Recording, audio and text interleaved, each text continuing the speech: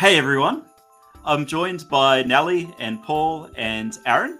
We're here today to show something that we've done that I think is really cool for Christmas. Now, we've been away from family and friends for a fairly long time. It's really hard to celebrate together. We wanted to build something that we could share with friends and family that was quite cool and unique and wasn't exactly a Christmas card. So let's explore the solution together. So, we created an interactive Christmas tree. It is a real thing. It's not real Christmas tree, but it's close enough. And it's sitting in a small garage.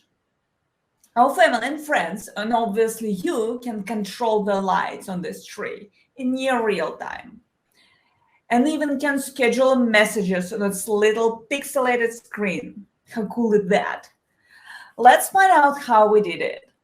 So this is a little bit of an overview of the architecture that we built out. We're using AWS Amplify to host and serve the front end. I've got a site-to-site VPN connection that connects my on-premise devices, which is a couple of Raspberry Pis, an iPhone 6, and the actual tree that we built out.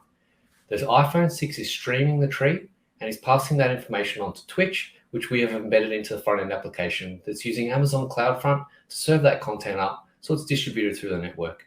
The messages are passed through SQS, and we have a polling mechanism on a Flask application running in Python on that Raspberry Pi. So everyone, if you want to have a go at creating your own holiday project, you can see the detail on our website link below. And here you can post your own Christmas message and change the color of the lights. And from everyone here at our team, Merry Christmas.